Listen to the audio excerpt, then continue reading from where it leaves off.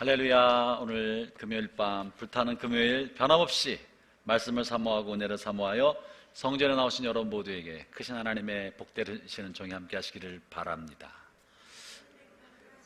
할렐루야. 저에게도 따뜻한 미소와 선하신 마음으로 인사해 주신 분들에게도 하나님의 더 넘치는 복이 함께 하시기 바랍니다. 아마도 내 생각에 이 사단이 계시록을 무서워하나 보다, 되게 싫어하나 보다. 이 종말의 때에, 마지막 때에 자신의 정체가 드러나고 하나님의 자녀들이 무장하며 사는 것에 대해서 마귀가 긴장하나 보다 하는 생각을 해요. 왜냐하면 갈수록 줄어들고 있어 지금. 그래서 이런 이유가 생기고 저런 이유가 생겨서 계시록이 내가 생각해봐, 어렵나? 아니면 공부하는 거 싫고 기도하고 뜨겁게 은혜 받는 것은 좋은데 이게 좀 싫어서 그러나? 이런 생각을 해봤지만 사실은 여러분은 아무 잘못이 없고 마귀가 계시록을 싫어하는구나. 그래서 이러저런 생각과 이유로 조금 좀 등한시하게 하는 건 아닌가 하는 생각이 들었어요. 그런데 계시록은 굉장히 중요하고 주님의 재림이 임박해서 우리 세대 주님이 오실 수도 있고 우리 이후로 또 1000년의 시대가 지나갈 수도 있습니다. 그러나 계시록을 다루면서 여러분과 말씀드렸던 것처럼 역사는 나선형으로 반복되고 있기 때문에 지금 오늘의 때도 예수님의 때도 종말이었습니다. 천국이 가까웠다. 그리고 예수님이 승천하신 다음에 제자들이 살았던 초기교회 때도 종말이었습니다. 임박한 재림의식을 가지고 살았습니다. 그것은 잘못된 것이 아니라 하나님이 우리로 하여금 주님이 언제든지 오실 수 있다, 도적같이 오신다는 그 말씀을 통해 모든 세대는 주님의 재림이 코앞에 온 것 같은 의식을 갖고 살도록 하신 것입니다. 아멘이십니까? 근데 우리가 이 임박한 재림 의식을 희미하게 만들고 주님이 이 시대에 오실 리가 없다라고 생각하게 하는 그 어떠한 생각도 주님께서 주신 것이 아니라 마귀적 책동에서 온 것입니다. 그러니까 성경에 기록되어 있어요. 10처녀의 기름 비유에서 5처녀는 긴장감을 가지고 기름을 준비했지만 5처녀는 그러하지 못했고 졸고 졸다가 준비되지 못한 채로 신랑이 온다는 소리를 듣지 않았습니까? 그렇게 준비 안 된 사람들이 책망을 받았던 것처럼 우리는 주님이 우리 시대에 올 가능성이 확률적으로 많진 않아요. 그죠? 2000년 동안 안 오셨던 주님이 갑자기 우리 세대에 50년 안에 오실 가능성은 많지 않지만, 그렇다고 해서 우리 세대 주님께서 오실 리가 없다라고 생각하고 사는 것은 주님 주신 생각이 아니라 마귀가 심어준 책동이라는 사실을 의식해야 합니다. 성경은 어디에도 주님의 때가 멀었다라고 말하는 구절이 하나도 없어요. 오히려 성경은 주님의 때가 멀었다라고 말하는 사람들의 소리를 듣지 마라. 그런 말만 반복해 말하고 있지 않습니까? 그러므로 우리는 우리 세대 예수님이 안 오실 수 있어도 주님이 곧 오실 수 있다는, 내일이라도 오실 수 있다는, 올해 가기 전에 오실 수 있다는, 우리가 크리스마스를 천국에서 맞을 수도 있다는 그런 가능성과 기대 속에 살아가야 됩니다. 아멘을 안 하는 사람은 결혼은 해보고서 그래도 천국 가고 싶다는 거는, 주님이 우리 세대에 곧 오실 수 있다, 적어도 우리는 늘 그런 긴장감을 가지고 사는 것이 올바른 복음적 삶을 사는 사람들입니다. 그러므로 우리로 하여금 주님의 재림을 무디게 생각하게 만들고 의식하지 못하게 만드는 것과 저항해야 합니다. 그것이 무엇이든지 간에 주님의 재림에 관한 생각을 의식하지 않고 그저 오늘의 삶이 계속 반복될 것처럼 내가 나이 한참 다 들어서 깨끗하고 고상한 상태로 고요히 죽을 거를 기대하고 살아가는 그런 것을 거부하고 언제든지 주님 나를 부르실 수 있다, 주님이 오실 수 있다, 당장이라도 또 오실 수 있다는 임박한 종말의식을 갖고 살아가기를 축원합니다. 저도 그런 임박한 종말의식이 많지 않았어요. 그래서 아마 제가 설교 시간에 몇 차례 반복해서 말씀드렸던 것 중에 뭐가 있었느냐면 아마 기억하실 거라고 생각합니다. 주님이 내 세대에 앞으로 50년 안에 내가 살아온 시대에 주님이 공중으로부터 재림할 가능성은 많지 않지만, 그래서 우리가 주님 재림하시는 종말을 볼 수 있는 가능성은 많지 않지만 분명한 사실은 주님이 오시던 내가 가던 종말은 똑같다. 이런 설교 들은 기억은 나시나요? 네, 처음 듣는 것처럼 앉아 계신 분도 계시고 들어본 적 있는 것처럼 앉아 계신 분도 계셔요. 같은 거예요. 주님이 하늘에서 공중에서 재림하시던 내가 주님 앞에 가던 나 개인으로에게는 같은 종말인 거예요. 그죠? 그렇게 여긴다면 분명한 사실은 저나 여러분은 50년 이내 주님을 만납니다. 김윤현 집사님 그렇겠죠? 좀 더 사시고 싶어요? 한 60년 더 사실 수도 있겠죠? 네, 우리가 고은지 자매님은 좀 더 80년 후, 할렐루야. 네. 이제 우리 100시대가 됐으니까 또 어떤 분들은 120년 사실 수도 있겠지만, 가까운 시대, 우리 고은지 자매를 생각하고 80년 이내에 우리는 다 주님 얼굴을 뵙게 될 줄로 예언합니다. 내가 이 정도로 예언할 줄 알아요. 나도 이런 예언은 가능해. 80년 이내에 우리는 다 주님 만나게 될 겁니다. 그렇기 때문에 주님이 재림하시던 우리가 가던 우리는 임박한 종말 안에 있다는 것은 틀림없다고요. 이 생각을 망각하고 살게 만든다면 이건 마귀의 책동임에 틀림없습니다. 우리가 나이 많이 먹어가던 어느 순간 갑자기 하고 갈지 아무도 모르는 거잖아. 우리 고은지 자매님 그런 일이 없이 오랫동안 계시길 바라지만 어쨌든지 간에 우리는 주님께로 가는 것은 틀림없다는 거. 그렇기 때문에 종말의식을 가져야 된다. 그러면 종말을 살아가는 우리가 무엇을 알아야 될 것인가? 이게 계시록에 들어있는 거예요.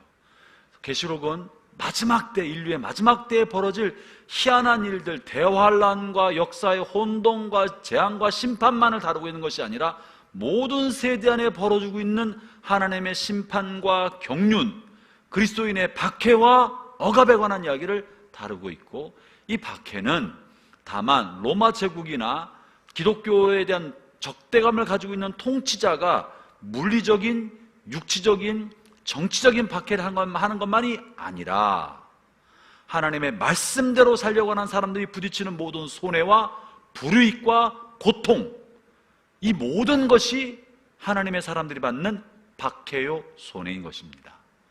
아멘이십니까? 이렇게 생각하지 않으면 우리는 물리적인 박해, 정치적 박해가 없기 때문에 지금 우리가 무슨 박해가 있다고 라는 착각 속에 빠져 살아가요. 그러나 말씀대로 진리에 따라 정직하게 삶을 살아갈 때 손해를 봐요? 혜택을 입어요? 적지 않은 손해를 본다고요.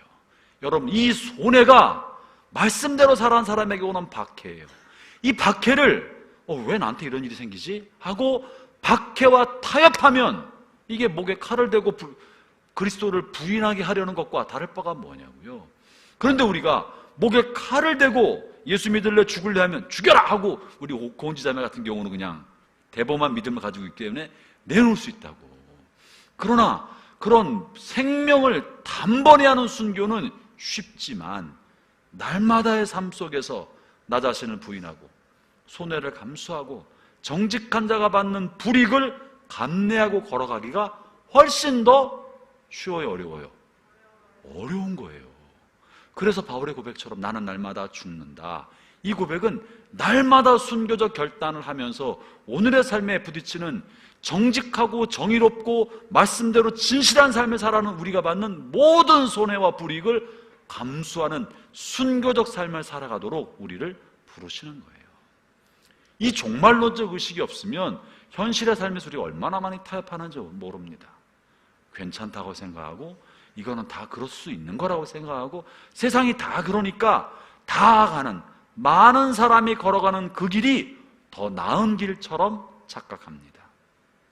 그러나 로마의 제국에 의해서 박해받으면서 로마 제국과 타협하는 수많은 사람이 걸어가는 그 길이 올바르지 않았던 것처럼, 그리고 말씀을 따라 살아갔던 소수의 그리스도인의 삶이 로마 제국의 정부가 주고 요구했던 그 삶과는 다르게 카타콤에 들어가고 동굴 속에 들어가고 정부로부터 박해를 피해서 어둠으로 내려가야 했었지만 그게 옳은 것이고 하나님 그들을 축복하셨던 것처럼 오늘 우리의 삶에도 우리가 말씀대로 정직하게 살아갈 때 받는 손해, 우리 같은 길을 걸어가는 사람이 극히 적고 좁은 길이지만 그 좁은 길로 날마다 걸어가는 용기와 그 용기를 끝까지 지속하는 견고한 심지, 이것을 가지고 있어야 종말론적 삶을 살 수 있는 겁니다. 여러분, 이것을 타협하면 안 됩니다. 이것을 타협하지 말라고 계시록이 기록된 것이에요. 오늘 이제 종말을 향해 가고 있어요. 계시록의 진짜는 이제 오늘부터 이제 마지막까지 펼쳐져요. 그것은 이제는 완성, 주님의 완성, 새하늘과 새 땅이 이루어지는 종말론적 완성을 다루고 있는데, 지금까지는 밖에만 다루었는데 진짜는 지금부터인데, 안 나오시는 분들, TV로 보고 계시는 분들 현장에 나오시고 성전에 나오시기를 축원합니다. 내 눈 똑바로 보고 할렐루야! 자, 오늘 그래서 19장 두 가지를 다루는데, 이제 마지막에 우리가 새하늘과 새 땅을 바라보는 하나님의 사역의 완성, 하나님의 통치의 완성이 곧 이루어지고, 이 통치의 완성이 19장부터 등장합니다. 우리가 19장을 지금 다루는데, 그런데 19장 1절부터 5절에는 통치의 완성 전에 희한하게 이 통치, 하나님의 통치, 하나님의 나라의 시작을 알리기 위해서 먼저 이 바벨론에 관한 심판,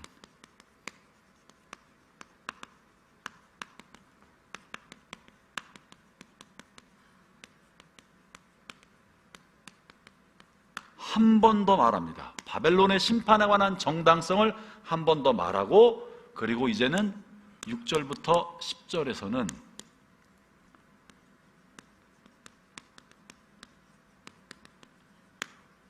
결혼잔치에 관한 이야기를 다룹니다. 이것이 어린 양의 결혼잔치, 이제는 회복이죠. 회복과 완성을 다루기 전에 18장에서 계속 이야기를 했던 것을 한 번 더 다룹니다. 이것이 이것과 연결되기 때문에 그런데요. 그 19장 1절부터 2절을 한번 읽어볼까요?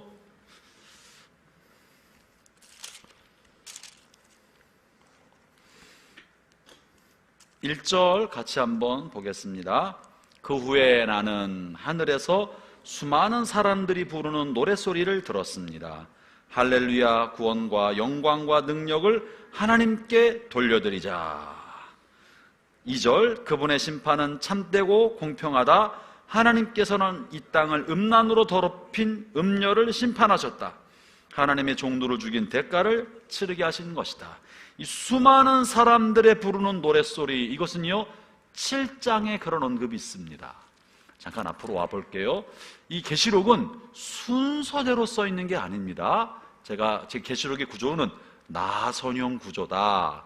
반복하고 또 반복하고 반복해서 앞뒤가 순서에 따라 되는 것이 아니라 사건 형태로 나타나 있다는 것을 말씀드렸어요. 이건 순서로 되어 있는 것만은 아닙니다. 7장 9절을 보면 이런 표현이 있습니다.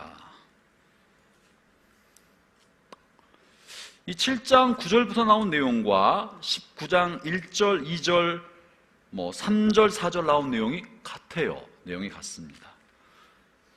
7장 9절 제가 읽을 테니까 한번 들어보세요. 그 후에 엄청난 군중이 모여있는 것을 내 눈으로 보았습니다. 그 수가 너무 많아서 나는 셀 수조차 없을 정도였습니다. 모든 나라와 민족, 언어를 초월하여 모인 이 사람들은 하나님의 보호자와 어린 양 앞에 섰습니다. 그들은 모두 흰 옷을 입고 손에는 종려나무 가지를 들고 있었습니다. 그들은 큰 소리로 외쳤습니다. 구원은 보좌에 계신 우리 하나님과 어린 양에게서 옵니다.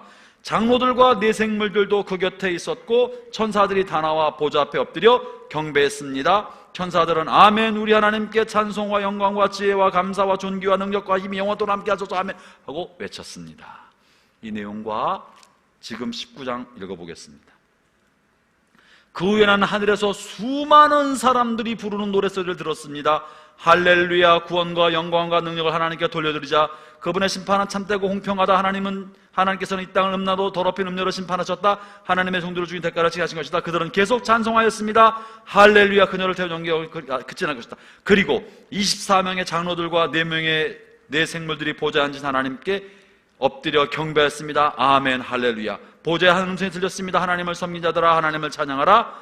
높은 자들이니 낮은 자들이 그분께 영광을 돌리자. 모든 사람들 하나님을 찬양하라. 나는 또 수많은 사람들의 노래소리를 들었습니다. 계속해서 할렐루야, 하나님 전능하신 주님이 다스리십니다. 같아요, 안 같아요? 문자가 똑같다는 말이 아니라 같은 내용을 다른 방법으로 표현하고 있는 거예요. 성경은 시간의 순서가 아니라 사건을 이렇게 반복해 표현하면서 역사라는 벌어진도 반복해 일어난다는 이야기를 보여주고 있습니다. 그래서 계시록을 마치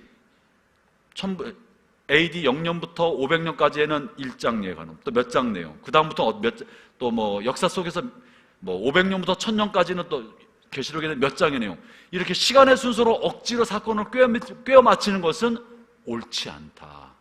그것을 세대주의라고 말하고 세대주의적 종말론에서 많은 이단들이 나타났습니다.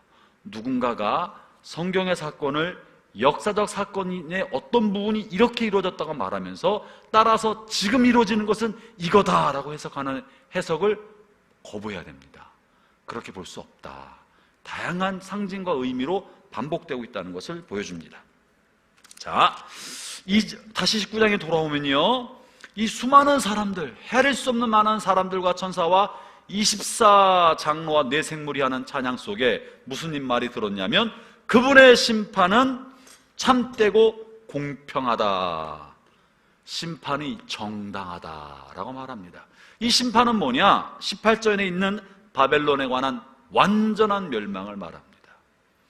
왜 바벨론을 멸망시킨 게 정당하다고 말을 합니까? 심지어 뭐라고 표현하고 있느냐 하면요, 3절에 그들은 계속 찬송하였습니다. 할렐루야, 그녀를 태우는 연기가 영원히 그치지 않을 것이다. 이 바벨론을 큰 음녀라고 하였고 18장에서 영원한 심판을 받을 거라는 이야기를 이렇게 표현한 것입니다. 3가지 이유가 있어요. 첫 번째, 두 번째, 세 번째. 첫 번째 이유를 뭐라고 설명합니까? 바벨론이, 음녀가 땅을 더럽혔기 때문에, 땅을 더럽힌 그녀를 하나님이 심판하신 것은 정당하다. 땅을 더럽힌 게 뭐가 문제됩니까? 본문에 이 땅을 음란으로 더럽히 음녀를 심판하셨다.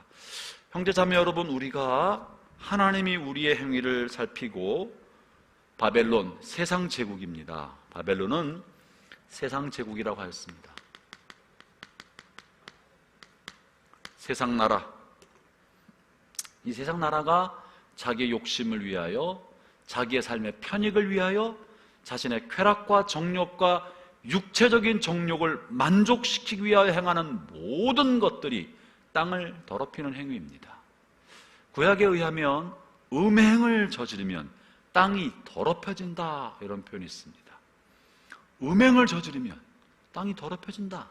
사창가에 음란한 일을 많이 일으키면 땅이 더러워진다. 아니, 음행과 사창가의 성매매 사업이 왕성하는 것과 자연의 황폐가 무슨 상관이 있습니까? 그러나 성경은 음행을 저지르면 땅이 더럽혀진다. 도덕적 타락은 하나님의 피조세계의 타락을 가져오는 통로가 된다는 것입니다. 아담과 하와가 선악과를 따먹었을 때 땅이 뭘 냈다고 말합니까? 창세기 3장에 의하면 가시덤불과 엉겅퀴를 내었다. 아니, 아담과 하와가 선악과를 먹은 것이 왜 땅에 가시덤불과 엉겅퀴가 나와요? 인간과 자연 피조세계는 상호 연관되어 있고, 영적인 현상은 자연세계 안에 현상으로 드러나기 때문에 그렇습니다. 그렇기 때문에 이 세상 제국은 이 땅을 황폐시키는 방향으로 갑니다. 그 황폐의 원인은 죄입니다. 죄는 도덕적인 죄만이 아닙니다. 하나님의 자연의 세계를 파괴시키는 거 죄인 거예요. 이 직접적으로 파괴시키는 것도 죄지만, 인간의 욕심과 정욕과 쾌락과 인간의 편익을 위해서 살아가는 그런 이기적인 삶 자체가 자연을 파괴시키는 죄가 됩니다. 옛날엔 몰랐어요. 그죠? 우리가 이 사회를 발전시키려고 산업혁명을 하면서 기계문명을 발전시킬 때 이게 왜 죄가 되는지 몰랐어요. 삶을 얼마나 편하게 만들었는데, 산업혁명 자체가. 그러나 산업혁명으로 만들어 놓은 오염이 100년 지나고 나니까 와, 이거 사람이 살 수 없는 동네가 됐구나. 이렇게 인간의 편익을 위해서 함부로 공기를 오염시키면 다 죽는구나 알게 됐어요. 인간의 편익을 위해서 탄소를 많이 사용했습니다. 석탄과 석유를 많이 썼어요. 그때 처음에는 몰랐어요. 별일이 아니었고, 우리가 생각하기를 자연은 스스로 정화시키는 능력이 있기 때문에 어느 정도 이산화탄소를 배출하고 오염된 물을 하천에 흘려보내도 하천이 스스로 정화해요, 못해요? 스스로 정화해요. 어느 정도 양은 스스로 정화하고, 대기 안에 이산화탄소를 뿜어내고 먼지를 뿜어내고 오염물질을 배출해도 자연이 스스로 정화시키는 자정 능력이 있어요. 이것은 적절한 정도는 우리 하나님께서 자연의 질서 안에서 회복시키는 자정 능력을 갖추게 하셨는데, 인간이 지나친 욕심과 정욕과 쾌락과 이기적인 마음을 가지고 지나치게 할 때는 이 한계를 벗어나는 거예요. 벗어나면 자연이 파괴되기 시작하고, 이 자연이 더러워지고 파괴되는 건, 이것은 그 일을 저지른 인간의 죄, 이기심, 욕심, 탐욕, 정욕, 쾌락, 자기 편익을 위한 집단 이기심에서부터 나온 것이고, 그것은 결국 하나님의 심판의 대상이 되는 겁니다. 요즘에 신학계에서 그래서 생태신학은 굉장히 중요한 요인 중에 하나가 되었습니다. 제가 늘 말하지만 복음 속에는 영혼 구원만이 아니라 사회적 구원, 사회가 건강하고 정의로운 사회가 되어가는 것과 생태계가, 하나님이 지신 피조세계, 창조세계가 깨끗하게 보존되는 하나님의 정원을 깨끗하게 관리하는 것까지가 복음 안에 들어있는 것입니다. 그런데 그렇기 때문에 땅을 더럽히는 것, 하나님의 피조세계를 더럽히는 것은 죄다. 준엄한 심판을 받을 죄인 것입니다. 두 번째 음녀가 땅을 무엇으로 더럽혔냐면 음란으로 더럽혔다고 말하고, 이 음란은 대표적인 쾌락이고, 음란의 영적인 의미는 우상숭배입니다. 쾌락주의적인 삶 혹은 우상숭배의 삶, 이것은 결국은 준엄한 심판의 대상이 된다고 말합니다.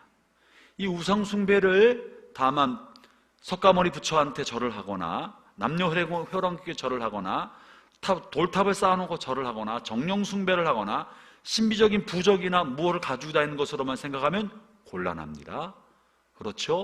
짐승을 숭배하는 게 우상숭배였었고, 계시록에 말하고 있는 우상숭배는 짐승이고, 그 짐승은 형상을 가진 우상이 아니라 우리의 마음속에 경제적인 혜택을 얻기 위하여 추종하는 것, 그게 짐승이었어요. 배웠죠? 짐승으로 말미암아 매매를 금지하게 하고, 경제적인 혜택을 얻기 위하여 하나님을 등지고 우리가 바라보게 만드는 것, 여러분 그것이 짐승입니다. 그게 우상인 것입니다. 그러므로 오늘날 우리가 우상이 없는 사회처럼 살아가는 것지만 이게 속임이라는 이야기를 반복해왔습니다. 오늘날 짐승은 어쩌면 자본주의 안에 있는 배금주의, 물질만능주의, 돈, 이것이 우상인지 모르는 거예요. 계시록을 해석하면서 발견하는 오늘 이 시대의 우상은 틀림없이 자본주의 안에 있는 배금주의, 황금만능주의, 돈이면 가능하다고 생각하는 이 생각이 이 시대의 우상이에요. 이전 시대에는 다른 게 있었습니다. 시대마다 이 짐승의 형태가 다르게 나타나 있었던 것을, 마치 짐승을 무슨 유럽에 있는 모 은행이나 유럽에 있는 그 컴퓨터 이름이 비스다고 해서 그걸 짐승으로 해석하는 건 굉장히 착각이고 잘못된 해석입니다. 오늘 우리로 하여금 하나님을 등지고 재정, 경제적 혜택을 위해서 추종하게 만드는 것, 그게 우상인 것이에요. 그렇기 때문에 여긴 다 왜 우상을 따라갑니까? 쾌락을 위해서. 자신의 삶에 육체적 정욕과 이생의 자랑과 안목 욕심을 채우기 위해서 살아가기 때문에 이렇게 세상을 쾌락 추구와 우상 숭배 방향으로 이끌어왔던 거, 이 세상을 그런 시스템으로 만드는 거, 이게 음녀고 이게 바벨론이고, 이것이 지금 세상의 제도와 시스템인 것이에요. 이 세상의 제도와 시스템은 마지막 때 하나님에 의해서 준엄한 심판을 받게 된다. 이것이 18장에 나와 있던 내용이죠. 세 번째 음녀 바벨론을 심판받는 세 번째 이유가 뭡니까? 이 세상 나라가 심판받는 세 번째 이유는 하나님의 종들, 하나님의 사람들의 종들의, 하나님의 사람들의 피, 그들을 박해했기 때문에 그런 거예요. 죽이고 박해했기 때문에 그렇다는 것이. 다시 말하면 이 말은 하나님의 보복이다. 계시록에 나와 있는 심판은 거듭 말씀드리지만 하나님의 보복적 의미가 들었다고 했죠. 그래서 우리가 억울한 일을 당할 때 갚을 필요가 있다 없다?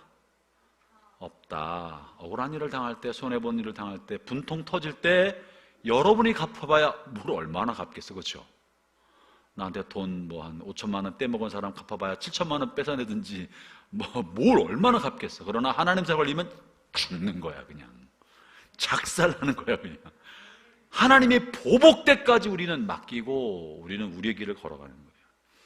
원수를 사랑하라는 말을 왜 하나님 왜 하십니까? 보복은 하나님 손에 맡겨라. 심판자의 손에 맡겨라. 이것은 세상 원리랑 똑같습니다. 여러분의 이웃이 여러분을 괴롭히고 또 윗집 사람들이 층간소음을 심하게 일으키고 옆집 사람들이 쓰레기를 여러분 집 앞에 잔뜩 쌓아놔서 분노를 폭발하고 막 쓰레기를 던지고 난리치고 이렇게 하지 않아도 됩니다. 여러분을 괴롭히는 사람을 멱살 잡고 주워 패면 여러분도 범죄자가 되지만 뭐 하면 돼요? 고발하면 돼. 법에 호소하면 돼. 법에 따라 그 사람을 재판하게 해야지, 내가 그 사람의 잘못을 심판자가 돼서 심판하는 순간 여러분이 범죄자가 되는 거예요. 그래 안 그래요? 그렇잖아요. 다른 사람의 잘못이 나를 향했다 할지라도 내가 보복하면 나도 범죄자가 되지만 법에 따라 집행하도록 법과 경찰과 재판관에게 맡기는 것, 이것이 이 사회를 이루는 원리이듯이 우리의 삶도 우리가 억울한 일을 당하고 분통 터진 일을 당할 때 보복하지 마시고 그 사람을 원수로 삼지 마십시오. 성경이 말하고 있는 거예요. 보복하는 분은 하나님이시다. 하나님께 맡기면 마지막 때 하나님이 철저하게 보복하시고 징계하신다. 하나님의 보복하는 날이 온다는 것이 계시록의 가르침입니다. 그러므로 세상을 더럽히고 악하게 만들었던 음녀, 세상의 나라, 세상의 시스템, 이 시스템을 만들고 이끌어갔던 모든 제국의 왕, 이들은 세상을 더럽혔기 때문에 이 세상의 쾌락과 우상숭배 음란의 영향을 퍼뜨렸기 때문에 이 음란과 우상숭배와 쾌락으로 바벨론에 의해서 혜택을 받았던 많은 사람들도 같이 심판받게 된다는 게 18장의 내용이고요. 하나님이 그리고 이들에 의해서 억울한 일, 억압당하는 일, 손해보고 박해받고 죽임을 당했던 하나님의 사람들에 관한 심판으로 하나님은 바벨론을 심판하신다 하는 것입니다. 그 심판의 내용이 뭡니까? 4절인가요? 3절 읽어주세요. 이 3절은 일부 사람들에게 논란을 주는 내용인데요. 함께 읽어보겠습니다. 시작. 그들은 계속 찬송하였습니다. 할렐루야. 그녀를 태우는 연기가 영원히 그치지 않을 것입니다. 그녀를 태우는 연기가 영원히 그치지 않는다는 말은 영원히 형벌받는다는 거예요? 불만 계속 난다는 거예요? 이 의미는 부드럽게 표현했지만 이 여인이 영원토록 형벌받는다는 말입니다. 이해하시겠습니까? 본문에서 불만 나서 나는 게 아니라 이 형벌이 영원히 지속된다. 다시 말하면 지옥불이다라는 뜻입니다. 왜 뭐가 논란이냐면 일부 사람들은 선하신 하나님, 사랑의 하나님, 자비 하나님께서 영원한 형벌을 둔다는 게 납득이 안 된다라고 말합니다. 여러분 납득이 됩니까? 여러분은? 납득이 잘 돼요? 납득이 안 돼요? 몰라요. 그런 거 물어보지 마세요. 저는 납득이 잘 안 돼요. 정직하게 말할 때 오랫동안 고민했어요. 왜 주님 사랑의 하나님이신데 우리를 위하여, 피조물을 위하여 아들까지 보내주신 분이신데 나와 예수님을 알지 못한 옆집에 있는 사람과 차이가 얼마나 됩니까? 그렇잖아요, 그죠? 여러분과 여러분의 동료와 무슨 큰 차이가 있습니까? 우리는 굉장히 거룩하고 영광스러운 흰빛이 그냥 후광으로 쫙 비치는 사람들이고, 예수 안 믿는 사람들은 그냥 아주 정말 죽일 만한 죄들, 악마의 후손들. 그렇습니까? 그러지 않잖아요. 한 끗 차이, 백지장 차이고, 어떻게 보면 그것도 우리가 뭐 해서 하는 것이 하나님의 은혜로 예수님을 먼저 알았을 뿐이지 나은 것이 없는데, 우리는 영생, 그들은 영벌, 게다가 영원한 불에 의한 고통, 받아들이기가 어려운 거예요. 제가 그랬습니다. 오랫동안 마음고생하고, 뭡니까 주님, 왜 정말 그렇습니까? 정말 지옥이 영원한 형벌입니까? 성경을 계속 뒤져가면서 이게 전통적인 관념인가? 진짜 성경이 말하고 있는가? 수많은 학자들과 고대 학자들, 현대 학자들이 뭐라고 말하고 있나? 많은 고민과 스트러글을 해왔습니다. 한때 마음속에는 하나님이 이 영원한 형벌이라는 것은 한 번 죽으면 영원히 죽는 거니까 불로 한 방에 싹 죽였는데 그 죽음은 영원하니까 영원한 형벌이라고 말한 건 아닐까라고 해석하는 학자들이 많습니다. 그러니까 영원히 타오르는 불이지만 그 죄지은 영혼은 한 번에 죽는 거야, 불과 유황으로. 그러나 그 죽음은 영원하도록 이어지니까 마치 지옥불이 영원한 것처럼 표현했다라고 주장하는, 그러니까 지옥은 영혼의 소멸이다. 지옥이라는 의미는 영혼의 완전한 영원한 소멸로 보는 학자들이 있습니다. 어떤 사람은 아니다, 하나님이 모든 사람을 살리시지 만인이 다 구원받는다, 지옥 가는 사람은 없다, 마침내 다 살린다, 이렇게 말하는 학자들도 있습니다. 이 모든 거는 하나님이 사랑의 하나님이신데 마지막에 그렇게 끔찍한 이런 고통을 주실 리가 없다라는 생각에서 나온 신학이고 주장이에요. 제 마음으로는 거기에 끌려요. 여러분 어떠세요? 견고하시구나. 역시 우리 요한서울대 신앙, 할렐루야! 나 같은 사람이 문제야. 나는 이게 잘 받아들이기 너무 어려워서 자꾸 끌리고 그쪽으로 더 많이 정말 타당한 거 아닌가 많이 찾아보게 되고, 그러나 아무리 성경을 뒤져봐도 내 마음속에는 한 번 죽는 것이든 아니면 하나님이 은총을 베풀어서 마지막에 모든 사람을 구원시키든 이게 마음에 끌리지만 성경을 아무리 뒤져봐도요 그런 근거는 찾을 길이 없어요. 그럼 좀 더 찾아볼까요? 본문 계시록에서도요 이 영원한 형벌의 불로서의 개념이 반복해 등장합니다. 20절 한번 읽어볼까요? 본문 20절. 지금은 음녀 바벨론 세상 제국의 멸망을, 이 땅에 있는 음녀를 따랐던 사람들의 멸망을 말해주고 있는데요, 20절 읽어보겠습니다. 시작. 그러나 그 짐승은 거짓 선지자들과 함께 붙잡혔습니다. 이 거짓 예언자들은 짐승을 위해 기적을 행하여 짐승의 표를 받은 사람들과 그 우상에게 절하던 자들을 미혹하던 자였습니다. 그들은 산채로 유황이 타는 불못에 던져졌습니다. 20절에 보면 음녀와 음녀를 따르는 사람만이 아니라 짐승을 따르도록 만들었던 거짓 예언자, 이들이 심판받게 된다. 이들도 지옥불에 던져진다는 이야기가 실려 있습니다. 20장 10절을 볼까요? 20장 10절. 이 불과 똑같은 데에 던져진다는 표현이고요. 짐승과 이 예언자들도 이렇게 표현했기 때문에 20장 10절 한번 읽어볼까요? 같이 읽어보겠습니다. 시작.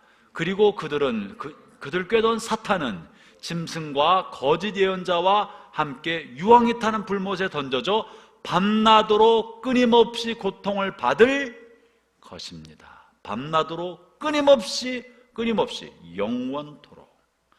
지금 지옥불에 떨어지는 존재들이요, 음녀, 세상 제국과 추종자들, 짐승을 쫓게 만들었던 거짓 예언자들, 그리고 사탄, 악의 축, 이 모든 게 마침내 지옥불에, 그리고 이 연기가 꺼지지 않게 밤과 낮 쉼없이 영원토록 타게 만드는 곳에 던져진다고 말하고 있습니다.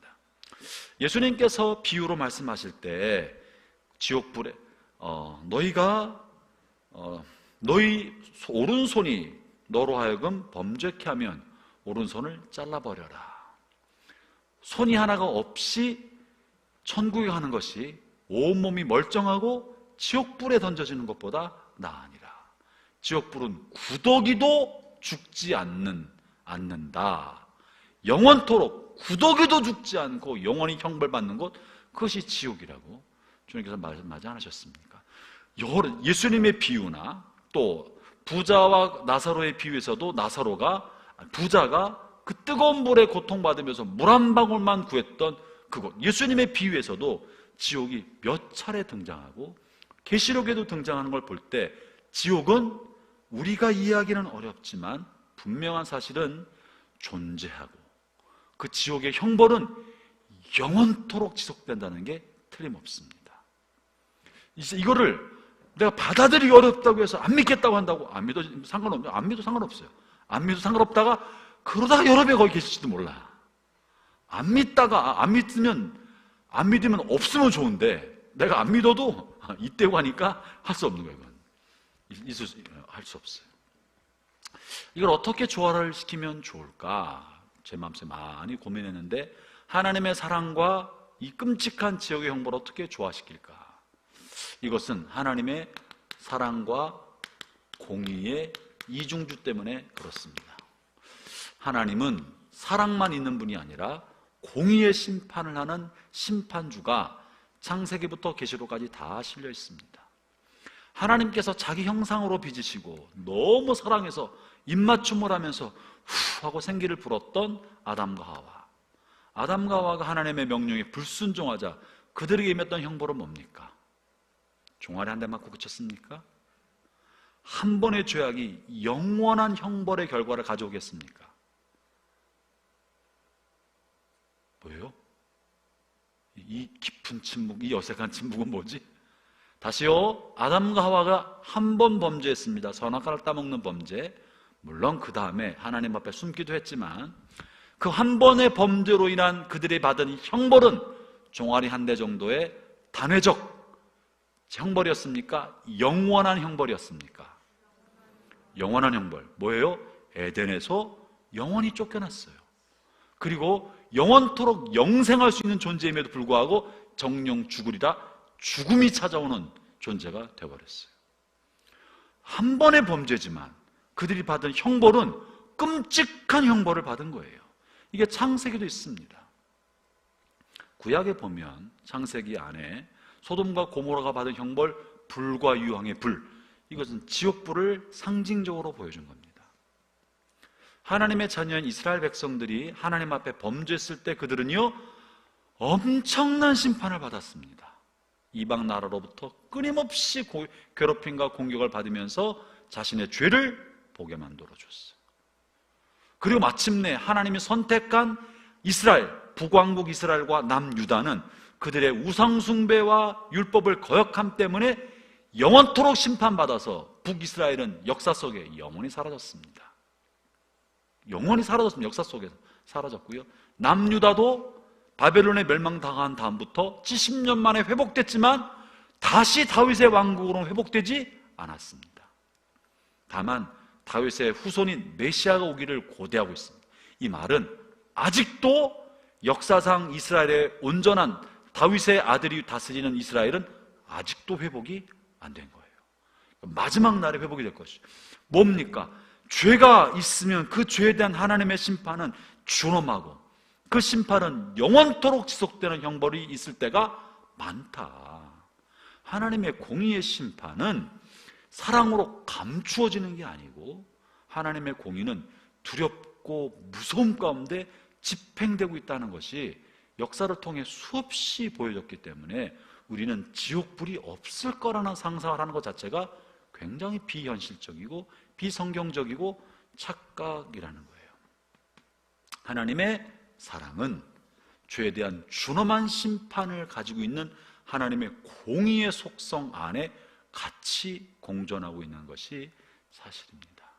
그렇기 때문에 우리는 지옥을 부정할 수 있는 어떠한 근거도 없고 지옥도 하나님의 사랑을 표현하는 또 하나의 방법입니다.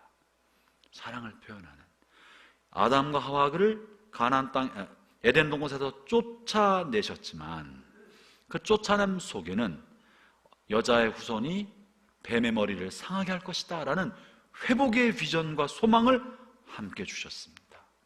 그게 하나님의 공의와 사랑의 이중주의인 거예요. 심판 속에 회복도 하나님이 시키셨어요. 아들을 통하여, 하나님 아들을 통하여. 그러므로 지옥불이 있지만 이 지옥불에 모든 사람을 보내는 것이 아니라 하나님의 선택한 백성들은 지옥을 피하게 하고 피조물이지만 하나님의 아들과 딸로 삼아주는 이 엄청난 혜택을 하나님이 주시는 거기 때문에, 주시는 거 아닙니까? 하나님의 공의와 사랑은 함께 가는 이중주다. 그래서 공의 없는 사랑은 하나님 것이 아닙니다.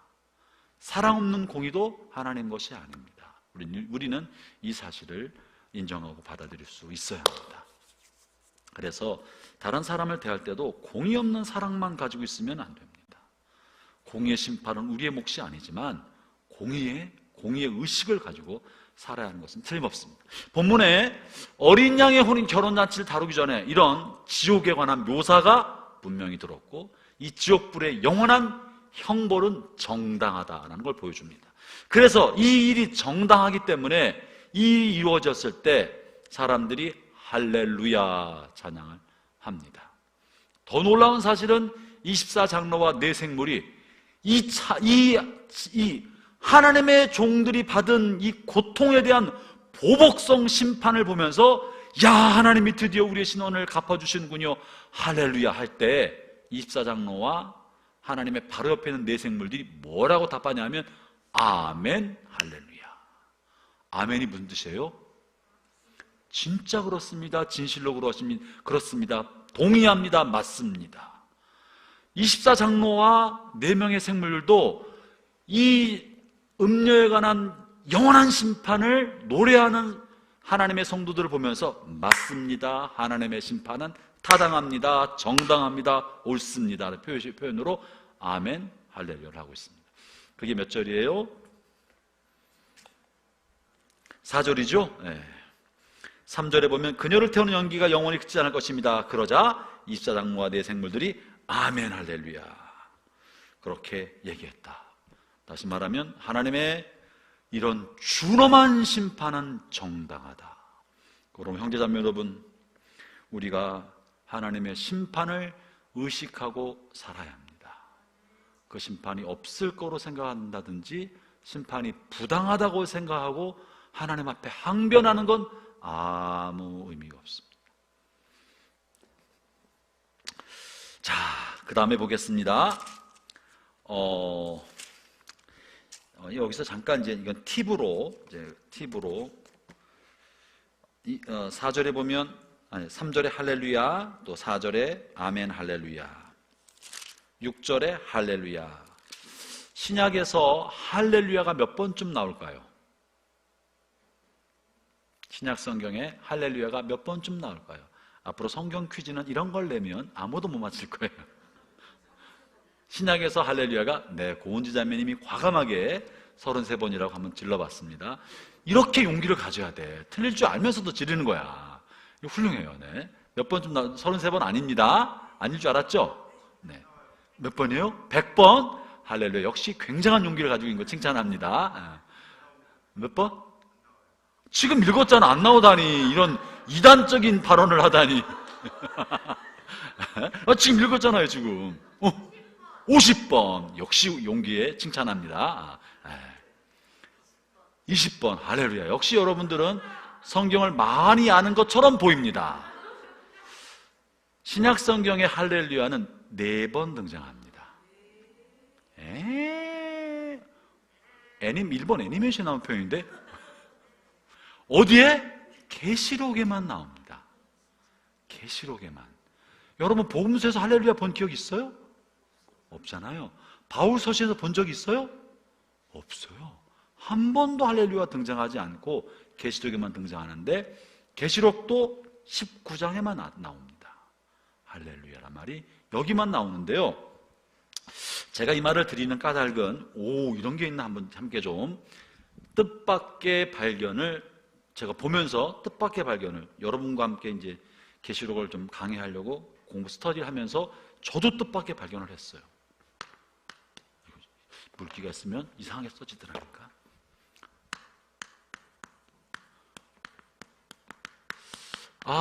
이 할렐루야라는 표현이 계시록에는 4번 나오는데 어디에 가장 많이 나와요? 시편에. 그죠? 시편은 온통 할렐루야 투성이에요. 할렐루야 투성이에요. 볼까? 시편 143편.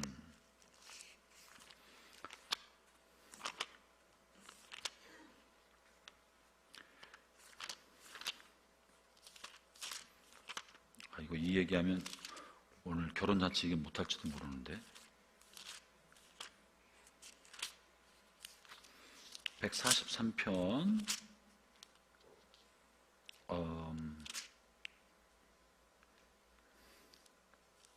아니구나.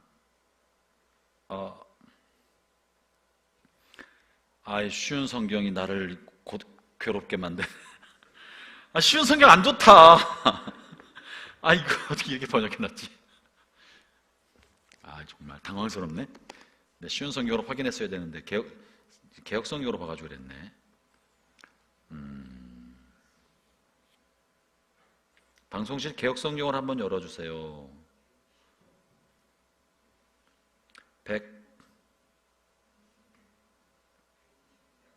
146편 한번 열어주세요. 146편 1절 방송실 한번 열어주세요. 146편부터 150편까지 1절 첫 절이 뭐로 쓰여있나 한번 볼까요? 146편 1절 할렐루야 내 영혼아 여호와를 찬양하라. 우리 성경에는 쉬운 성경은 여호와를 찬양하십시오 내 영혼아 여호와를 찬양하십시오. 할렐루야를 여호와를 찬양하십시오라는 말로 번역을 해버렸기 때문에 제가 지금 당황스럽고 146편부터 150편까지 첫 시작을 다 할렐루야 하나님을 찬양하라는 말로 시작합니다. 할렐루야 여호와를 찬양하라. 하나님을 찬양하라. 다윗과 그 당시의 사람들이 시편을 쓸 때 하나님의 말씀, 영감을 받아 시편을 썼을 때 이 용어를 사용했다고요. 여러분이 물어보겠습니다. 이 할렐루야라는 용어를 그 사람들이 어떻게 사용했을까요? 그리고 시편 146편에 나와 있는 할렐루야 여호와를 찬양하라. 또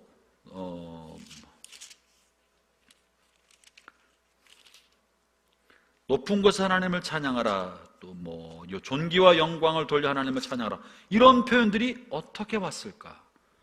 지금 읽은 계시록 19장에 보면 이 표현과 시편의 표현은 굉장히 일치합니다. 그렇죠? 계시록에 있는 하나님을 찬양하는 표현과 시편 146편부터 150편까지 나와 있는 하나님을 찬양하는 표현이 굉장히 일치합니다. 그러면 지금부터 3000년 전 사람들이 이 시편을 썼을 때 하나님 앞에 찬양하는 기도와 이 글을 썼을 때 이 글과 그들이 썼던 고백과 그들이 찬양한 찬양의 내용과 그들이 쓴 시는 어디서부터 왔다는 거예요? 이 계시와 이 용어의 영감은 어디서부터 왔다는 거예요? 1번 자기가 만들어냈다. 2번 자기 안에 깨달음이다. 3번 습관적인 용어다. 4번 하나님의 천상에 있는 언어가 천상의 표현이 이들의 안에 임했다. 몇 번이라고요?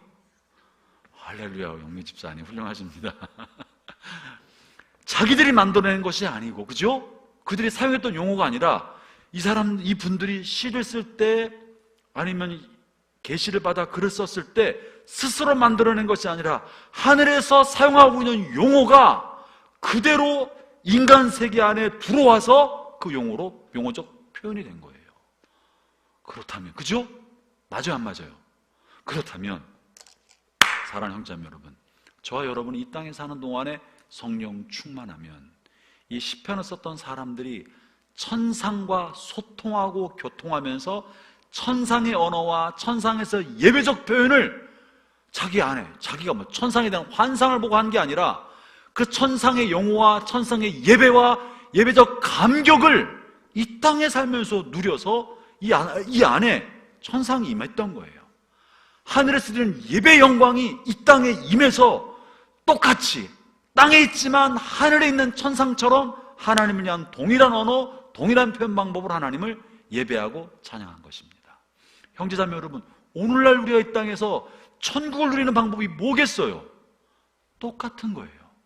우리 안에 성령이 임하시고 하나님의 영광에 감격이 임할 때 마치 다윗과 다윗을 따르는 사람들이 천상과 똑같이 그 영으로 하나님을 예배하고 그 감격에 빠졌던 것처럼 우리가 성령 충만하고 하나님에 대한 깊은 예배가 들어가 임할 때 우리 안에는 천상이 임하는 겁니다.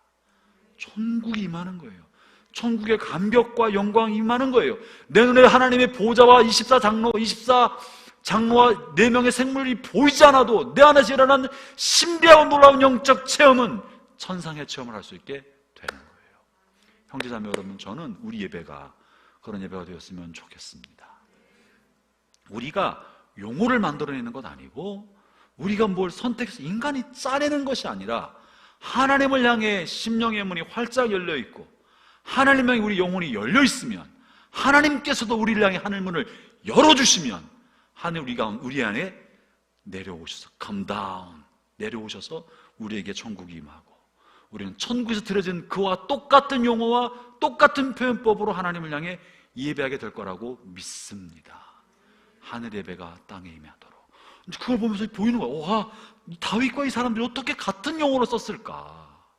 본인들이 만들어낸 게 아닌데 천국이 임하니까 그렇게 되지 않았겠습니까?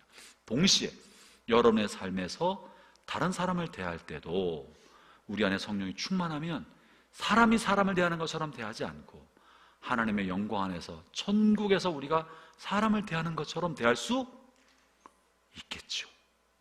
그렇지 않겠습니까?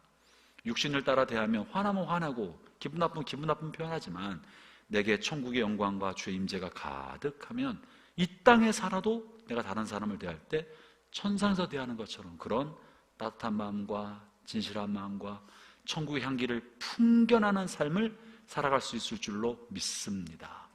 천상과 연결된 삶을 살아가는 그런 축복이 함께하기를 바랍니다. 그게 이 계시록 그 부분을 보면서 와, 어떻게 이 다윗의 표현이 여기 있을까? 하나님 이런 마음을 주셨습니다. 자, 이제 그 다음에 읽어봅니다. 7절에서도 특별한 표현을 제가 발견하게 됐는데요. 7절, 기뻐하고 즐거워하자. 기뻐하고 즐거워하자. 하나님께 영광을 돌리자. 성경에 구약에는 몇 번 나오는데 신약 성경에 기뻐하고 즐거워하자, 기뻐하고 즐거워하라는 표현이 2번 나옵니다. 지금 여기에서 1번 나오고 또 한 번은 어디에서 나올지 혹시 이 표현을 기억나는 분이 있으세요? 기뻐하고 즐거워하라. 하늘에서 너희 상이 큼이라. 언제 들어봤죠? 팔복! 할렐루야! 형제님에게 하나님의 넘치는 축복에 함께 하시기 바랍니다. 팔복에서 누구한테? 누구에게? 산상순환의 팔복에게 누구한테 기뻐하고 즐거워하라? 사람들이 내 이름으로 인하여 너희를 핍박하고 박해하거든 너희는 기뻐하고 즐거워하라. 기억하세요? 의를 위하여 내 이름 인하여 사람 너희를 핍박하고 박해할 때는 기뻐하고 즐거워하라. 하늘에서 너희 상이 큼이라. 본문이 있는데 그 생각이 났어요. 찾아보니까 딱 이 두 군데밖에는 이 표현을 사용한 데가 없습니다. 그래서 두 표현은 놀라운 유사성과 일체감이 있습니다. 뭐예요? 기뻐하고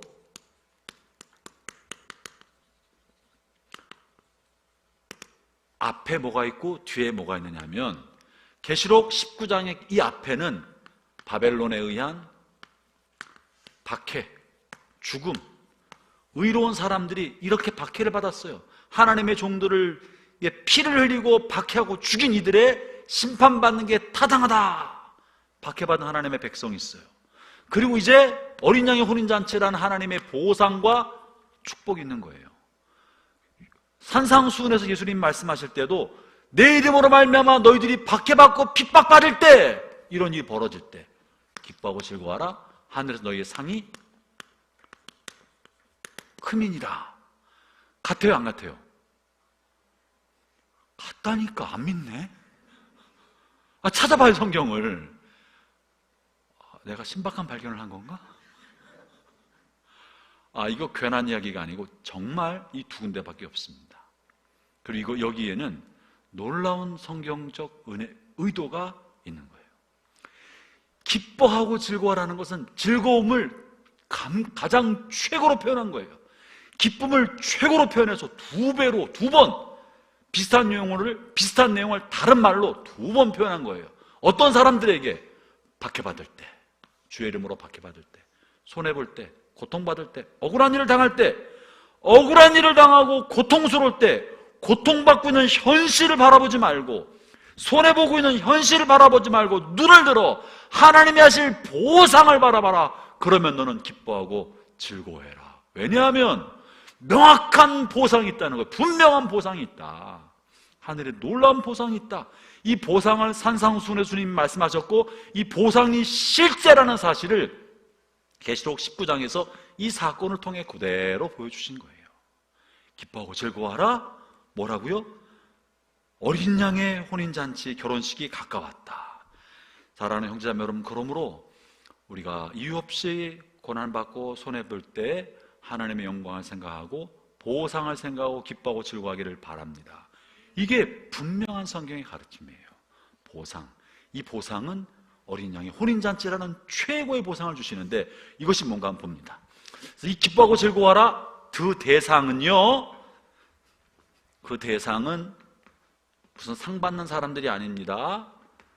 승진했을 때 기뻐하고 즐거워하란 말이 아닙니다. 연봉이 올랐을 때 기뻐하고 즐거워하란 말도 아니고, 집 아파트 당첨됐을 때 기뻐하고 즐거워하란 말도 아니고, 명품을 오픈런 해가지고 샀을 때 그런 거 아니에요.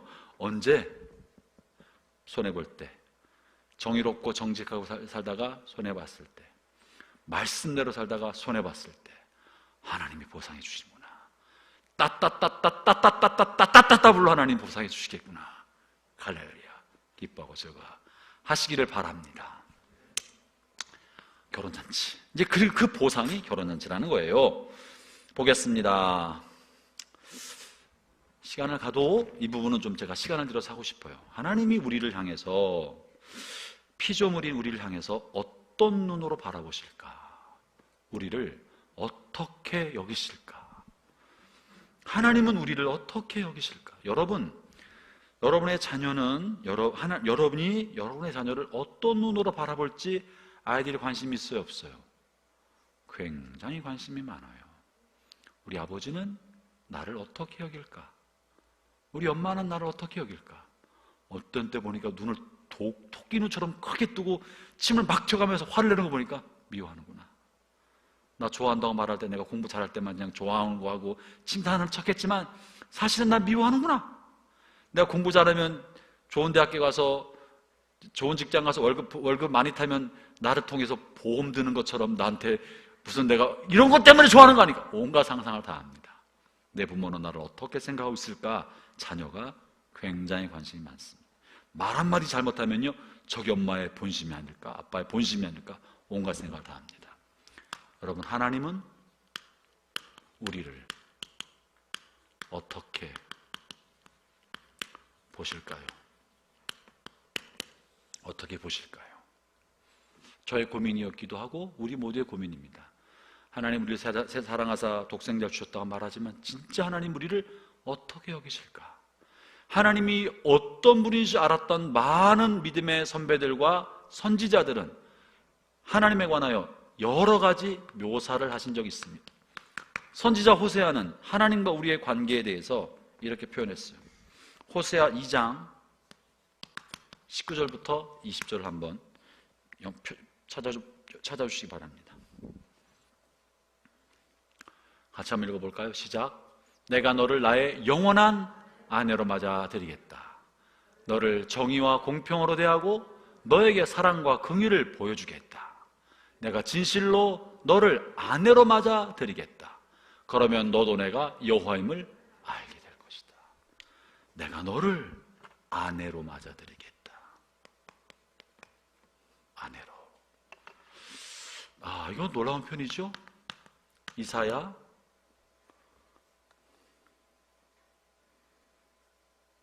54장 5절 한번 읽어주시겠습니까?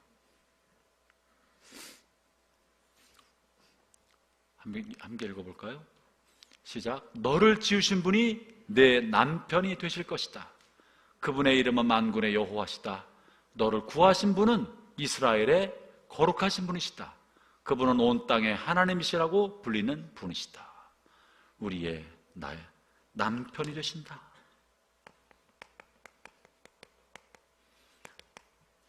이사야 50장도 또 있습니다. 50장 1절을 읽어볼까요? 제가 읽어보겠습니다. 여호와께서 이렇게 말씀하셨다. 이스라엘 백성아, 너희는 내가 너희 어머니를 쫓아냈다고 말하는데 그 이혼서가 어디 있느냐? 내가 어느 누구에게 빚을 갚으려고 너희를 판줄로 하느냐? 아니다. 너희 죄 때문에 너희가 스스로 팔렸으며 너희 어머니가 쫓겨난 것은 너희 허물로 인해서다. 이스라엘을 어머니라고 표현하고 있고 하나님이 뭐라고 말하고 있는 거예요? 아버지 또는 남편으로 말하고 있는 거예요. 이스라엘 공동체를, 여기서는 이스라엘 공동체를 여인으로 표현하고 이스라엘 백성 한 사람 한 사람 그의 자녀로 표현하고 이 공동체의 남편을 하나님이라고 말하고 있는 거예요. 하나님 자신을 그렇게 표현하고 있습니다. 예레미야 3장 14절 한번 읽어볼까요? 예레미야 3장 14절 한번 열어주세요.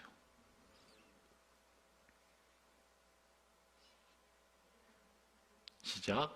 너희 진실하지 못한 백성들아 내게로 돌아오너라. 나 여호와의 말이다. 나는 너희의 남편이다. 내가 너희를 모든 성에서 한 명씩, 모든 집안에서 2명씩 택하여 시온으로 데려오겠다. 남편이다. 한 사람이 아니고요.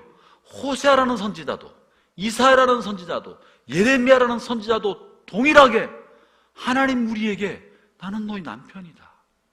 너의 남편이다. 또는 내가 너에게 장가들겠다. 내가 너와 결혼해서 영원히 살겠다. 나는 이렇게 우리를 혼인관계 아내로 여겨주시고 계시는 것입니다. 신약에서는 어떻게 할까요? 바울이라는 사람은 우리를 어떻게 여겼을까요? 에베소서 5장 25절 30절 한번 봅시다. 같이 한번 볼까요? 에베소서 5장 25절부터 봅시다.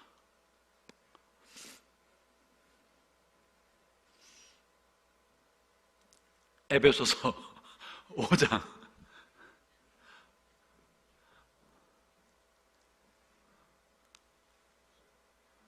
남편들은 그리스도가 교회를 사랑하듯 아내를 사랑하십시오. 그리스도는 생명을 내어 주시기까지 교회를 사랑하셨습니다. 그리스도께서는 교회를 물로 씻고 말씀으로 깨끗하게 하셨습니다.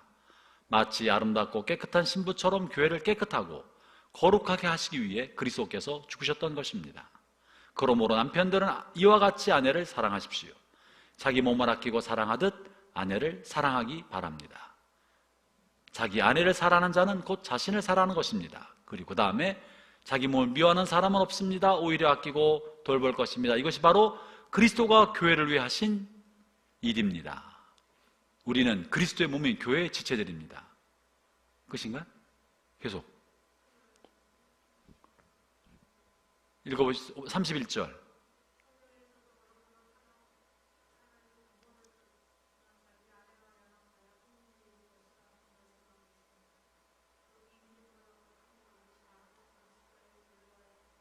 31절. 이 비밀이 크고 놀랍고 크니 이것은 바로 그리스도와 교회의 관계를 두고 말하는 것입니다. 아내와 남편에 관한 이야기를 한참 설명하면서 바울은 이것은 바로 부부 사이를 말하는 게 목적이 아니고 그리스도와 교회와의 사이가 부부 사이와 같은 것입니다.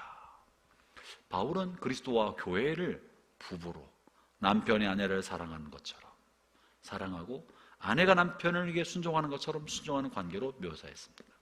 심지어 고린도 후서 11장 2절에서는 나는 여러분들을 그리스도께 중매하려 합니다 라는 표현을 사용합니다.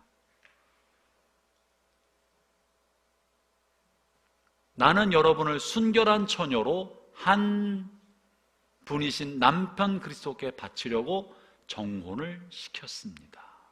사랑하는 성도 여러분, 이 많은 사람들이 짠 게 아닙니다. 그죠? 서로 짜고 만든 게 아니에요. 하나님에 관해 계시를 받고 하나님을 깊게 알아가면서 하나님이 우리를 어떻게 보실까?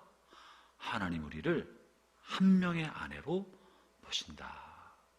하나님 우리를 일을 시키기 위한 일꾼으로 보시는 것이 아니고 하나님은 우리를 천국의 빈자리를 채우는 부속물로, 책꽂이의 책으로 혹은 나의 장난감 서랍장에 한 자리를 채우는 장난감으로 두시는 것이 아니라 유일한 한 사람. 이 아내의 특징은요, 유일한 거예요. 하나밖에 없는 전세 모든 피조물 모든 세계를 통틀어서 나에게는 하나밖에 없는 그 사람으로 여긴다는 것이 아내입니다. 하나님 우리를 볼 때 그렇게 보신다는 거예요. 사랑하는 형제자매 여러분, 저와 여러분은 하나님께서 지으신 피조물일 뿐만 아니라 유일한 대상으로 보는 하나님의 아내이고 신부인 것입니다. 이 신부를 주님께서 보고 계신 거예요. 이 신부를 맞고자 하시는 게 언젠가? 그게 뭐냐면 결혼잔치입니다. 어린 양의 결혼잔치. 우리를 구원받아 하나님의 자녀가 되게 하셨는데 아직 결혼잔치를 하지 않은 단계에 있는 거예요. 그리고 이 결혼잔치를 위해서 준비시키고 있다가 어느 순간 때가 되었을 때 우리는 정혼한 여인과 함께 결혼식을 올리는 것처럼 결혼식을 하게 될 텐데, 물론 이 결혼식은 진짜 결혼식을 한다는 것만은 아닙니다. 상징이죠. 이 상징은 완전히 하나 되어서 사랑의 완성을 이루는 날이 온다. 그 사랑의 완성을 결혼식으로 표현한 겁니다. 아직 우리는 그리스도와의 합일, 한몸된 사랑의 완성을 이루지 못한 준비하고 있는 과정입니다. 몇 절이지 거기가? 7절을 읽어보겠습니다. 7절, 8절.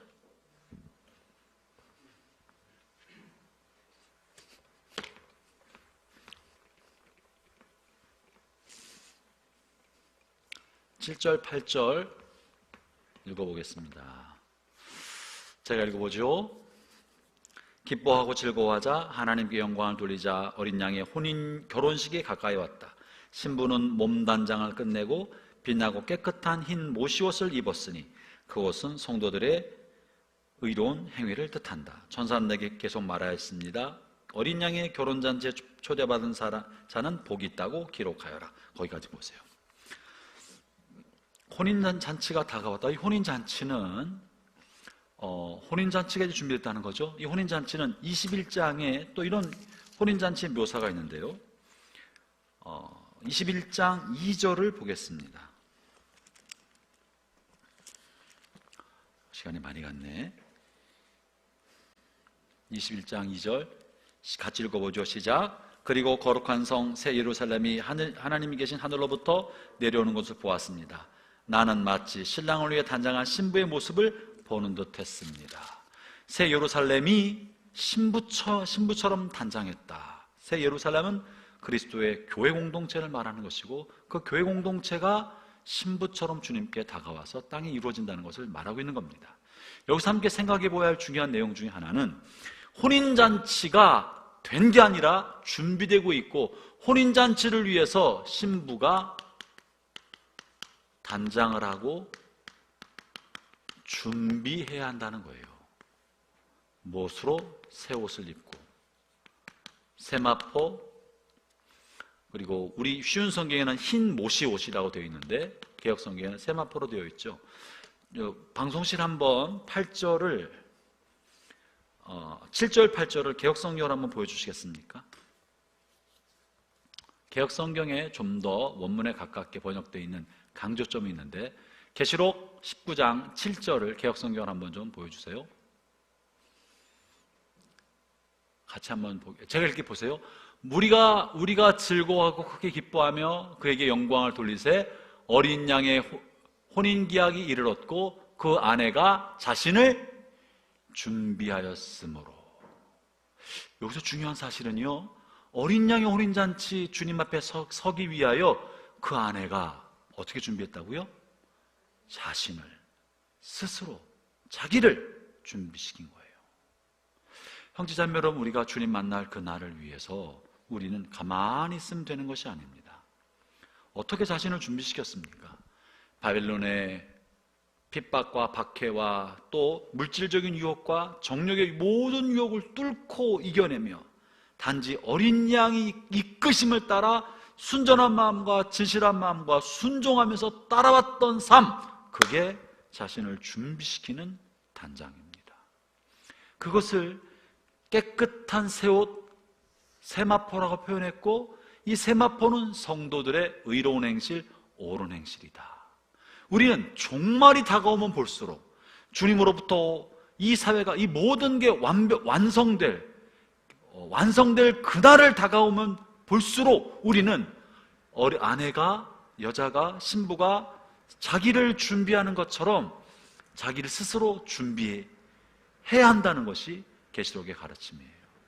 핍박과 박해와 어려움이 생길 때 의로운 행실과 복음을 따라 사는 것과 말씀을 따라 살아가는 삶의 행실로 자기를 잘 준비하며 마침내 주 앞에 섰을 때 혼인잔치에 들어가는 그런 복된 은총을 받게 된다는 것입니다.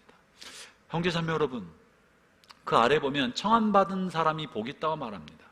어찌 보면 청함받은 사람은 많지만 지난주에 다룬 것처럼 잔치에 오는 사람은 적을지도 모릅니다. 우리 모두는 어린 양의 신부로 청함을 받았습니다. 오라고 부탁을 받았습니다. 잔치 주인공이라고 부탁을 받았는데, 우리 인생을 살아가면서 짐승의 유혹, 바벨론 음료의 유혹, 이 땅의 정욕과 이 세상의 자랑과 세상의 명예 때문에 나도 모르는 사이에 그리스도를 바라보지 않고 짐승의 인도함을 따라 앞을 살아가면 청함은 받았지만, 택함은 받았지만 잔치에 참여하지 못하고 거절한 사람이 될 수 있습니다. 마지막 때 종말에 가까우면 보면 볼수록 자기를 준비하고 단장하고 의롭고 깨끗한 행실로 우리를 단장하여 마땅히 그리스도의 신부로 준비되어야 하는 것입니다. 왜 주님께서 우리에게 바벨론 같은 이런 악한 자를 두고 우리 주변에 못된 사람, 사기치는 사람, 우리를 골탕 먹이는 사람, 함부로 모욕하는 사람들 주변에 두셨습니까? 그들을 통해 우리를 연단하기 위하여 두신 것이에요. 우리를 괴롭히려는 것이 아니라 이 바벨론을 통하여 연단하는 시험의 불을 통과할 때 원석이었던 금이나 은이 용광로의 불을 통해 정금으로 바뀌어 나가는 것처럼 아직은 원석으로 다듬어지지 않은 우리가 바벨론의 시험을 통하여 연단받는 불을 통과하게 되었을 때 단장한 신부처럼 우리의 성품과 인격과 신앙이 깨끗하게 단련되도록 준비시키는 거예요.